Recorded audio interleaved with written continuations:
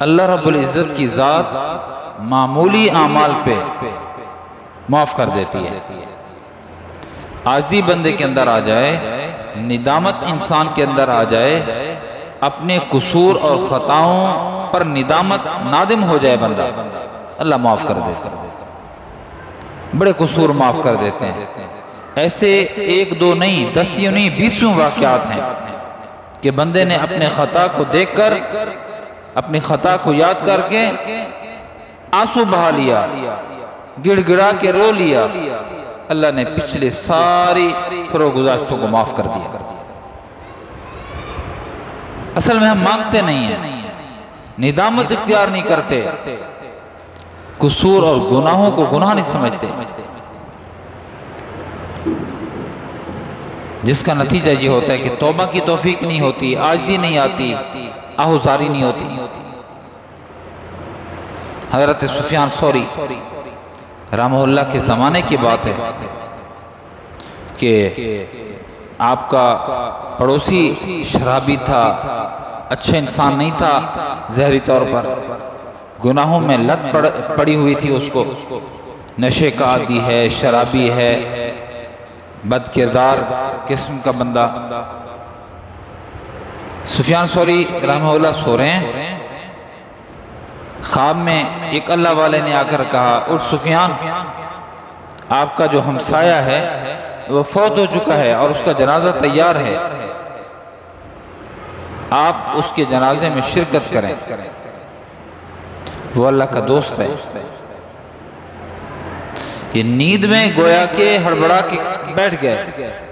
اور سوچ میں پڑ گئے، میرا ہمسایہ وہ تو اللہ کی نافرمانی میں اپنی زندگی گزار چکا ہے، جوانی گناہوں کی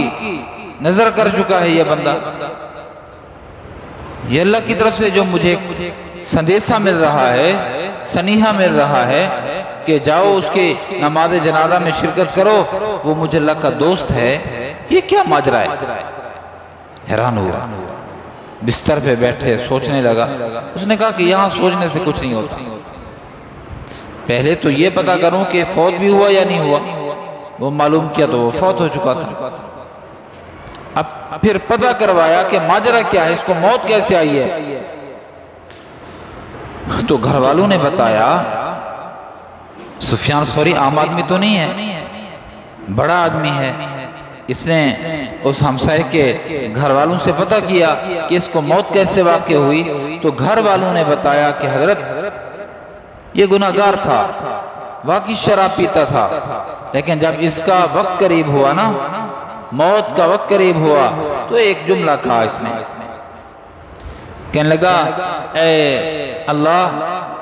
میں اپنی آخرت بھی ضائع کر چکا ہوں، میرا کوئی نہیں ہے آخرت